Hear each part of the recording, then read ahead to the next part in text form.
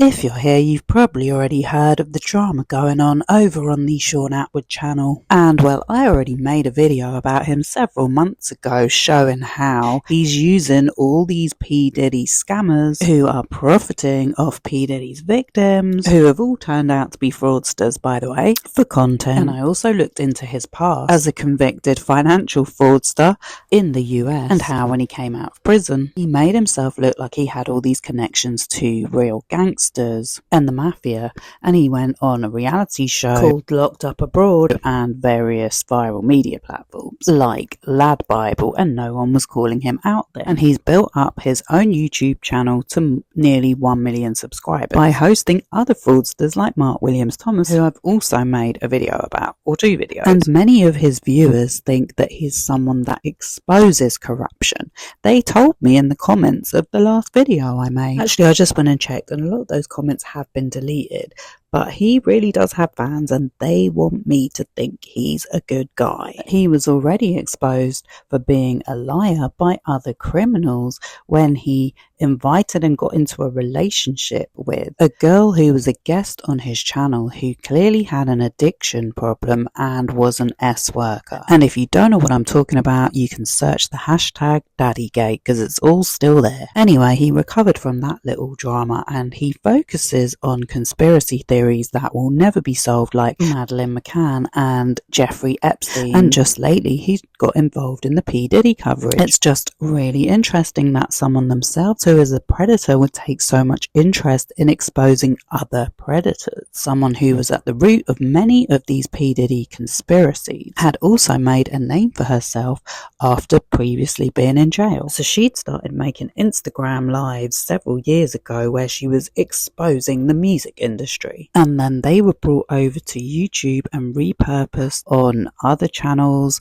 and then she started featuring on a channel called Real Life Productions. Well, she ended up on Shaun Attwood's channel and Piers Morgan, but we're going to get back to that. So what's happened this time is this guy, Ron, who was Shaun Attwood's co-host, well, now it turns out he was doing most of the legwork for Shaun Attwood while Shaun Attwood put his feet up. And he's claiming this person bullied him, although he can't actually say her name, which is very interesting. But it seems like he was pretty pissed off. He realized he was doing unpaid slave labor live streaming for Shaun Attwood's channel. And by the sounds of it, they got into an argument over unpaid wages, which has brought all this to a head. And so he puts out this video, which turns up on my feed, which I clicked on it because I'm nosy just like the rest of y'all. So he made this cryptic video where he said, "You'll never find a friend as loyal as me. I had your back and you blocked me on WhatsApp,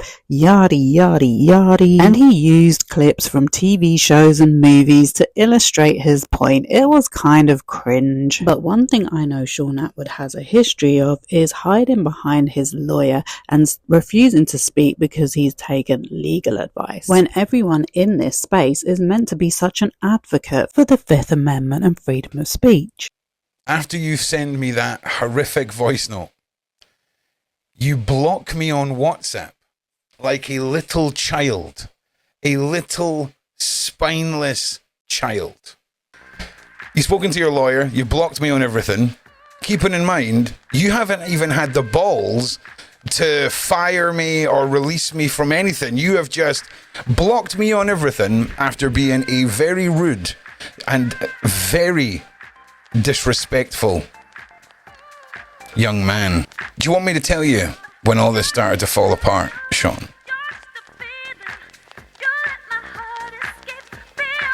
The first time this happened earlier in the year, when I questioned money, you did the same thing. This is a repeating pattern with you. Okay? I don't know if it's an ego thing or a God complex thing or what. But it's a serious problem. And if this is the sort of attitude you can take to somebody who has been a friend for 7 years and by your side, by your own words, the underboss of the channel, if this is how quickly you can toss me aside, it's put a lot of things in perspective for me. And I can tell you, This all started to fall apart, Shaun, when you arrogantly and so... what's the word?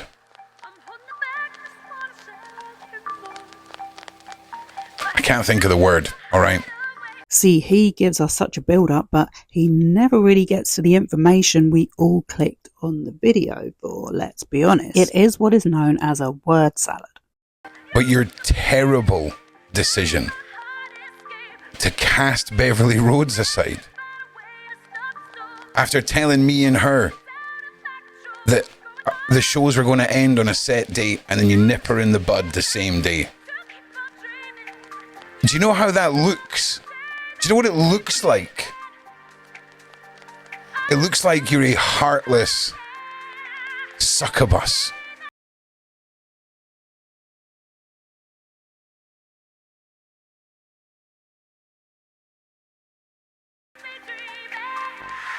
Because I'm going to be honest with you, bro. Up until the last 4 weeks, I've done nothing but mad numbers on your channel. Whether it's been the royal stuff, whether it's been true crime stuff, whether it's been suggesting ideas, I've smashed the numbers out the park, mate.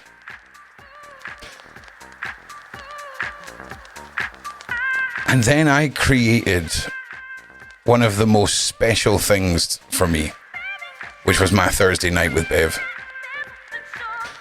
I learned things about myself and found a group of people who you fragmented, you hurt.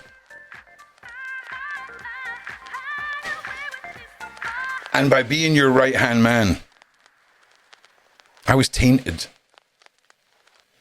I felt that just being connected to you, I had disrespected Beverly and people who I had bonded with so severely. I was too embarrassed to show my face at GSIC because I'm sick of being asked, so what went on with Shaun? You did it to me with a royal mess and my Friday crew. Okay? Drama appeared. Someone threatened the channel, right? Some wee ginger fanny threatens the channel and you delete all the work we've done. To the internet, that's you taking a side and it's the wrong one. And then you keep doing it. Delete, delete, delete. Knocking our work back, killing us in the algorithm. And you've always got a reason. I know it's scary standing your ground. I know it's scary using the balls that you have. But sometimes you've got to look danger in the face and stand your ground. But in order to do that, you have to have a spine. And that's something you don't have, Mr. Attwood. You couldn't even face me. You couldn't even look me in the eye and say, thanks so much for everything, Ron. But no, you ran away and you hid. And you know the really sad thing? There's not many things in this game that are milestones or are achievements. And I helped you get from 600,000 subs to almost 1 million. 25,000 subs off 1 million. I don't know if you know this, ladies and gentlemen, but as the co-host of the Shaun Attwood Channel, I would have been entitled to a play button that says Shaun Attwood Channel co-host 1 million subscribers. You took that from me. You took my livelihood. And I think after the first time this happened, you thought I was going to come running back like I did the first time. Spoiler alert, he does go running back. Turns out I've got a backbone and I stand for something.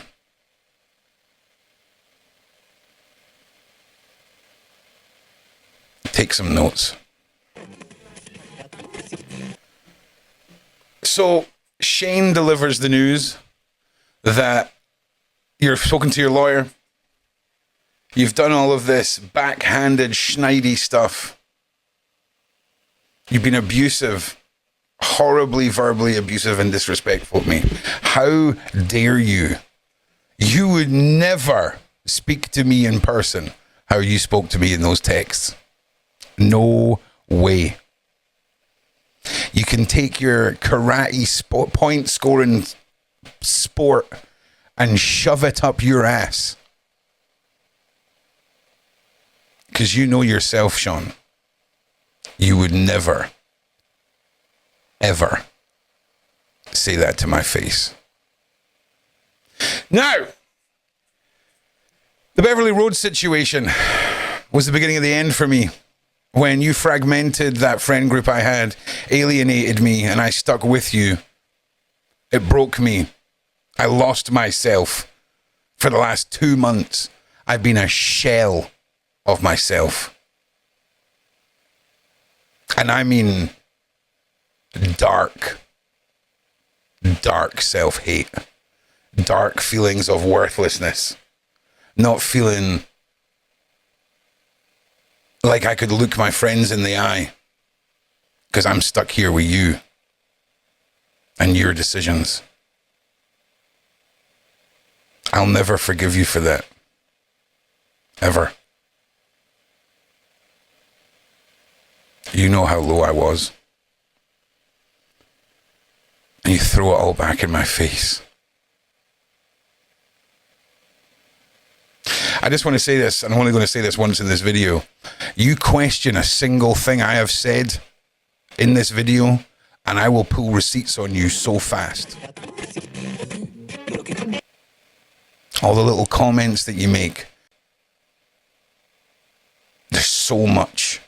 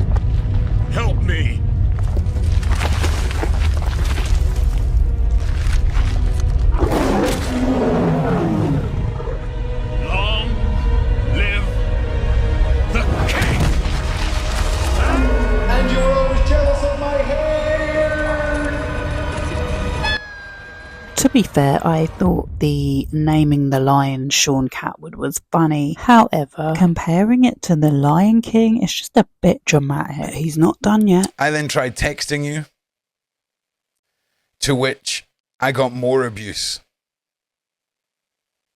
How dare you refer to my life as How dare you refer to it as fucked up?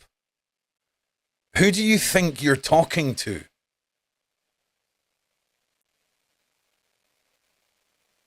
And the sad thing is, while you're verbally abusing me, while you're throwing our friendship in the trash, whilst you're stabbing me in the back because you thought... Now, just try and follow along here. I changed my payday from a Thursday to a Tuesday. Now, I was trying to take this video seriously, but the longer it went on, I wanted him to dish the real dirt, and he gave us nothing. And from what I've seen, this same scenario plays out on every platform that gets big on YouTube. And it always comes down to money and clout. And whoever owns the business is usually found to be exploiting the workers to pay off the debts they've taken out to expand the channel.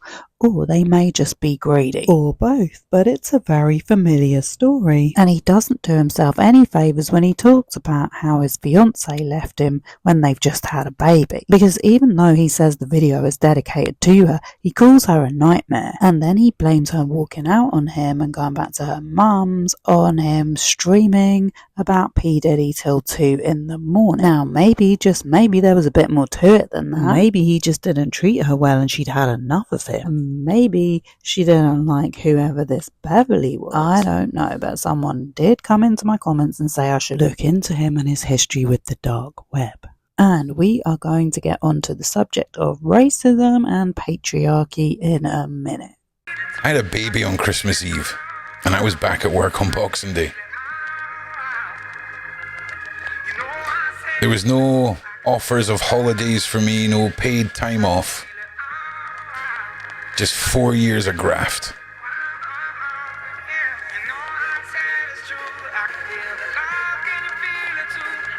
I remember I had to convince you to pay me over Christmas and New Year. It was crazy.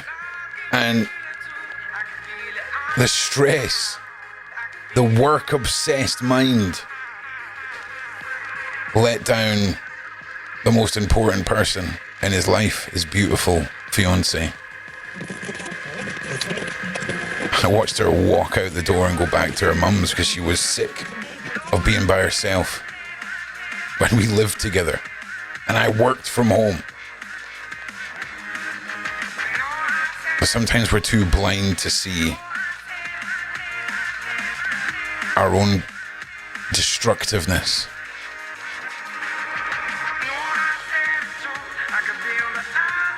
But who cares, right?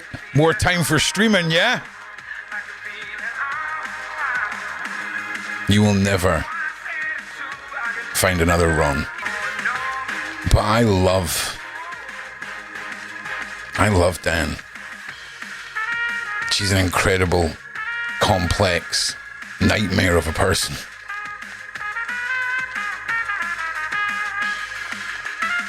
And when she needed me, I was talking about Diddy. When she needed me, I was staying up till 2 o'clock in the morning. Ending streams. That's how loyal I was. Loyal to a fucking fault. So, this is for you, Dan. So the root of their argument seems to be over employment conditions, which is why we have employment laws. But Ron wants us to believe it's something way deeper. Ron wants us to believe it's about racism against him a white man. He's only gone and made a follow-up video doubling down on that point. And he's pushing the idea that he's been a victim of the black supremacist movement, which is referenced in a video he shows by Tyler Oliveira. He is a fake journalist. What do I mean by that? He makes videos using clickbait titles like I interviewed the most racist people in America who are black, and fake pictures and fake people pretending to be dangerous criminals to make it look like he's reporting in the most dangerous places on earth, and it is all fake. And unfortunately, it's a real new narrative that's being pushed on social media algorithms, which is obviously meant to attract more racist white people. Before we get into those, Shaun, I need you to know the deep levels of hurt you've caused me. The betrayal. It's a real thing.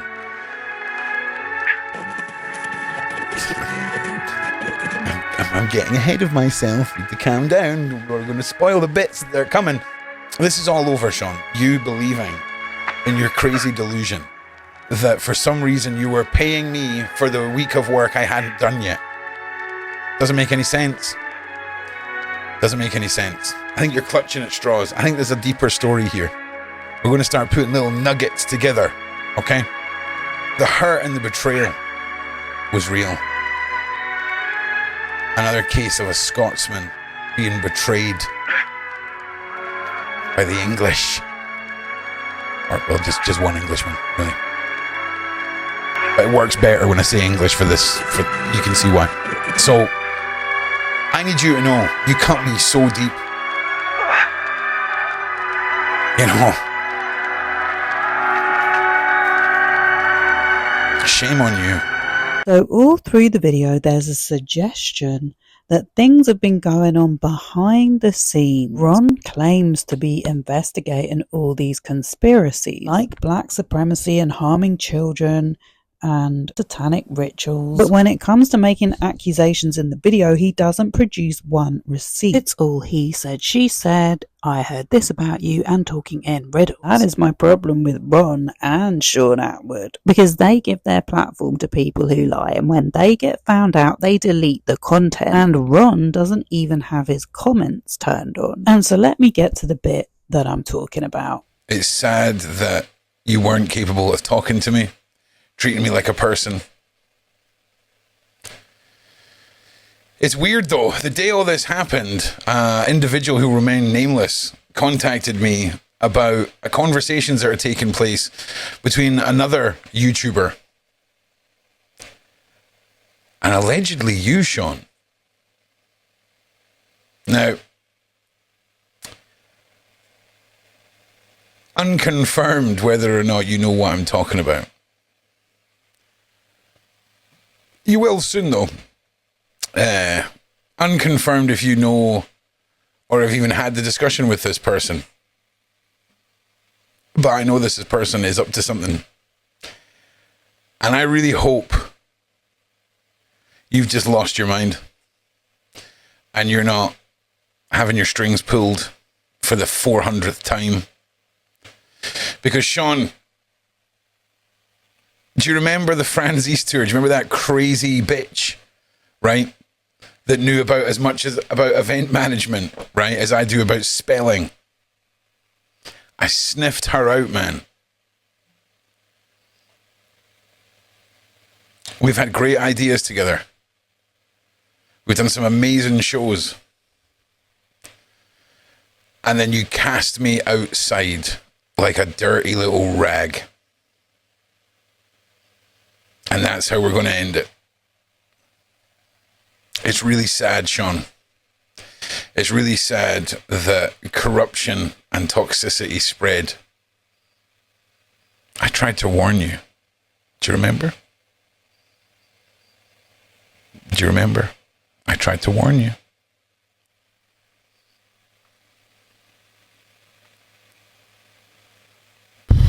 Mad. You couldn't handle a conversation. You couldn't face talking to me.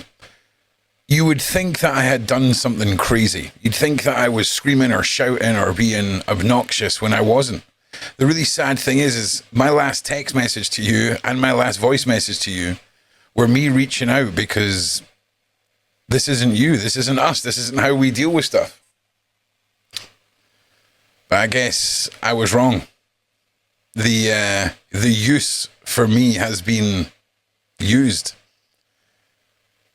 It's wild. It's actually wild. And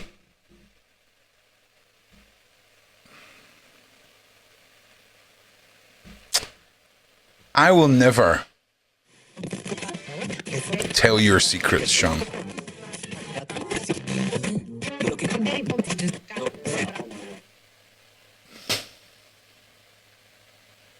That's not what it's about.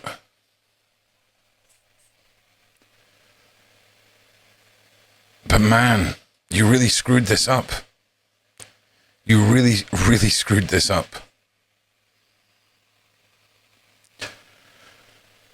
And what you're seeing here is somebody with a backbone, Shaun, that rather than coming groveling back to you, is willing to stand here like a fucking man and tell you straight. I'm very disappointed. I'm very let down. And I will be very upset if I find out that this conversation with the other YouTuber was concerning one of our guests. A controversial guest that I did not want to go through with the interview. An hour before the show, I reached out and said, I don't know if I can do this. And do you remember what you said to me? You have a little think. Because if that controversial guest is the reason this other person's talking about me, I hope you were honest if you were having a discussion that you insisted I did that interview. Now, what interview and what controversial guest he didn't say. But we all know the most controversial guest he's had on, who's been getting the most views on his channel, has the same name as this animal he used in the video. This is the giant slayer of the jungle. I'm no fool. Can't you see what she's doing? They're laughing at you in there. She doesn't care about you. Spicy meat. Yeah, boy. Jaguars are as cute as they are powerful. They're the wrestlers of the animal kingdom. Their bodies, with their powerful legs, sharp claws, and stocky build, are designed to grapple their prey and to sever their spines. Luckily for you, you had no spine to sever. Number one, the Attwood audience always treated me with respect, the same respect that I get over at Popcorn Planet with Andy Signore. Salute, Andy. It was very fine. There was nothing wrong with the audience. I cannot say enough that Shaun has always been integral with us. We have enjoyed our association. We do not have any inclination to end it, but to propel it. Because Shaun, outside of real life, you have the hottest JaguarWright content on YouTube. Let's say, because you're not aware of what's happened in the last couple of days. Oh, some things happen. Yeah, there was 3 things that destroyed all my Epstein content, and they were lawsuits, they were strikes, and they were internal feuds between all of the people who started out working together. And we've just seen history completely repeating itself right now with the Diddy content of mine. 90% of my Diddy content had to be deleted yesterday. I've got a huge legal situation right now. Oh, he said 99% of his Diddy content had to be deleted. He has a legal situation going on right now. And When it comes to JaguarWright, the Danny Robertson channel has been outstanding at debunking her and documenting every scam she's been involved in. The audience calls her the receipt goat. And if you're not familiar with the antics of JaguarWright, she has records of all her court files, prison records, police reports, police cam footage. If JaguarWright's been up to something, Danny Robertson will know about it. She also makes her community a safe space for victims, and I appreciate her documentation so I don't have to go and watch these people's awful channels. She's also been the one to point out that some of the guests that Shaun Attwood has had on his channel are profiteering and exploiting the victims of the monster known as P Diddy, like Chris Todd, who wrote a fake memoir about Kim Porter, P Diddy's ex-girlfriend and mother of his children, who died in 2018. He said he'd received a flash drive containing her own words from a secret source, and a load of people bought his book off Amazon, which he wrote under a pseudonym Jamal, a name that you would think belonged to a black man, but clearly he's a white man. And so when people talk about colonizing, that's what they're talking about, because there was nothing authentic about him or the book. He's previously written a book about O.J. Simpson. The book was written as an opportunity for him to make a profit, until her ex-husband, Albie Shaw, who was featured in it, sent him a cease and desist.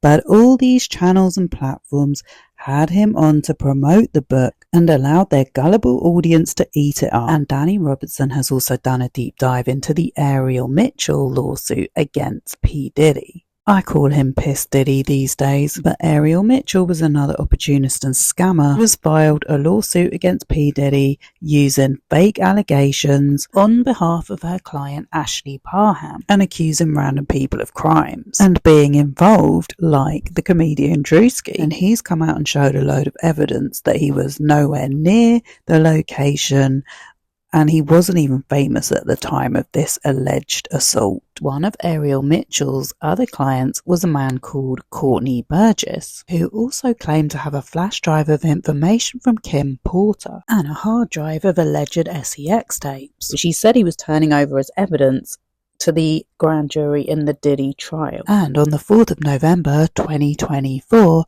JaguarWright and Courtney Burgess went head-to-head in a heated live stream on Shaun Attwood's YouTube show, which ended in threats being made by JaguarWright. She is very confrontational and is not pretty to watch, which also included Ron, and this stream has now been deleted from the channel as part of the 90%. With JaguarWright and Courtney Burgess, it was a case of the pot calling the kettle black. They kind of met each other's match because they were both saying they had information about P. Diddy's crimes, and not one thing JaguarWright said about P. Diddy's crimes has turned out to be in any way accurate or how she described it. But she called out Ariel Mitchell and the details of the Ashley Parham lawsuit in this live stream. And tell me you're a scammer without telling me you're a scammer. Your webinar name is $JagsBread2, in case anyone forgets your donation handle. But she also apparently got Big Meech, a gangster who's just been released from prison, on the phone to threaten Courtney Burgess for talking about Tupac. It sounds like a damn mess, and this is who Shaun Attwood and Ron were having on their channel. The channel that they say is exposing corruption and true crime. Ariel Mitchell wasn't too happy her name was brought up because she amended the Ashley Parham lawsuit against Diddy to include JaguarWright as a co-defendant. And that was when she also added Drewski and someone else I've never heard of. But clearly this lawsuit is a fabrication of an event. And I know that false allegations against men of SA are extremely rare, but another false victim called Lamisha Fuller, she was on Shaun Attwood's channel with JaguarWright pretending to be one of Diddy's victims from a photo where her face was blurred out. That victim, who was only a teenager when the assault occurred at his Daddy's house studio, had filed a lawsuit about the assault against Diddy a while ago as a Jane Doe, and she's since had to have her anonymity removed and her identity disclosed. And she is a white girl, whereas Lamisha Fuller is black and was a different age. And JaguarWright has been selling her herself to these podcast platforms like Shaun Attwood as a P Diddy whistleblower, when all she has done is harm and discredit real victims. She has weaponized and monetized other people's trauma. She never experienced any of the crimes that she spoke of in regard to P Diddy. She garnered information from other people's stories online, but it never happened to her. And she's also made accusations against Jay-Z on a lot of people's platforms, including Piers Morgan, which he had to make a public apology to Jay-Z and remove the video they made. And what I want to know is, why are these channels not questioning why she's not part of or testifying at this Diddy trial? Where is the evidence she said she had all this time? And if you see her on anyone's channel, that is a sure sign they do not care about survivors or justice. They do not do research or due diligence. And so is this who Ron was referring to in his Cryptic video as the controversial guest? I don't know. But the fact that they delete all their videos shows me they deliberately deceive their audience, because they never give them an explanation. Like, oh, we found out JaguarWright's a liar.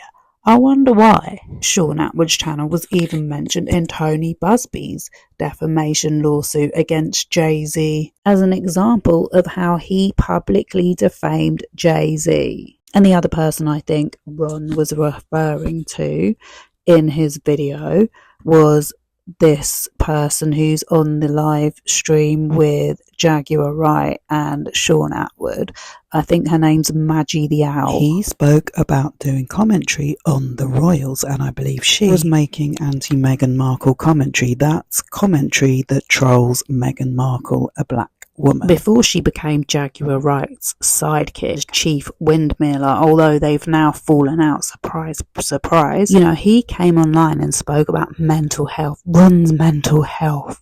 He makes a video about Shaun Attwood being abusive and having no backbone. And in the next video, he says he's going back to work for him because he's buying him a new streaming chair. That is not going to help your mental health. I don't think Ron is a victim. I don't know what he's got on Shaun Attwood, but I think he made the video because he wanted to carry on working with him. The subject matter you both choose to deal in is deceiving people. And if mental health is really that important, then making this content and being part of this troll farm that you all clearly are, because you're attracting racists and you're attracting conspiracy theorists and you're working with liars and predators, and that's going to annoy people. I also forgot to mention there was a comment from Rachel I received on my last video, which she said she clicked on a link to buy the book of one of their guests, which she never received, so they owe her money, and that there's a few others as well. And she's also pointed out multiple times the Polish girl Julia claiming to be Madeleine McCann is not really her, but they wanted the views and they carry on the narrative. There's also a comment about how much he mentions his son, when obviously their content is not child friendly, and it's also polluting the algorithm of YouTube. The world would survive just fine without the Shaun Attwood YouTube channel, and you would survive just fine without the million subs co-host play button that you obviously want to get. Isn't that called clout chasing? But all jokes aside, this kind of content is allowing a space for predators to thrive and survive. The same guys that are crying about trolling and death threats don't want to do any research into the history of the guests they are subjecting their audience to. And they don't want to listen when someone points out they're not being honest or they've got something wrong. So yeah, that's why it's a troll farm. I don't know why, if it's that damaging to their mental health and they're not even earning enough to live on and they're colluding with criminals rather than expose, maybe they could try something else. I'm just saying.